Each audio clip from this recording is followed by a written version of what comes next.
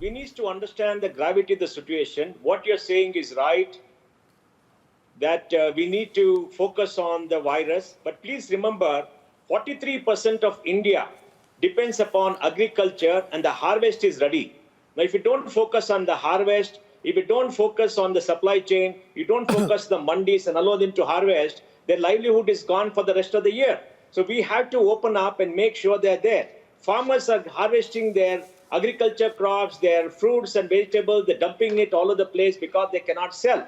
Now we have to take care of them. And there are about 8 crore people who are there on the rolls of the PF and ESI. 4.5 crore are contract laborers. Many of them are being laid off. They made the March payroll. They can't make the April payroll unless we get some activity going. So we have to take a considered risk in those districts and those areas where there is no hotspot. With proper monitoring, we must start the economic activity after this and make sure we go. And we must understand our numbers are lower. We don't know the reason. Maybe it is not spread as much. But unless we do all this, what happens later for the balance of the year is going to be very wrong. So we have to take care of vulnerable people. We don't have the resources for all of them. For example, Akshaya Patra would have fed 2 crore people meals.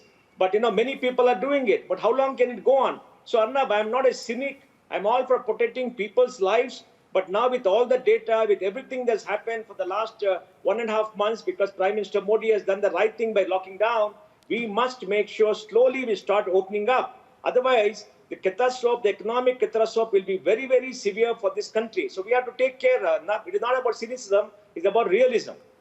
Well, I will let Sambit Patra respond to you. I would also like you to elaborate in the course of the discussion what your alternative is. 1, B, whether you are ready for a doubling of the number of cases and fatalities every 2 days or less, like it is in America. I would also like you to answer whether you are ready for the human consequences of millions of people being affected, which is going to happen if we lift the lockdown. And I also want you to answer whether there is anything that we can do to make this battle against COVID successful if we stop crying wolf. See, Mohandas Pai, you need to understand the bigger picture. Since you like facts, let me throw some facts at you. And Sambit will respond, viewers, this is going to be a terrific Sunday debate. You need to look at the facts, Mohandas Pai. The problem with you is, you know the facts, but you're choosing not to turn the page. If you turn the page, you'll see the real facts. The lockdown is yielding results. Today, Mohandas Pai, the case spike is 9.27%.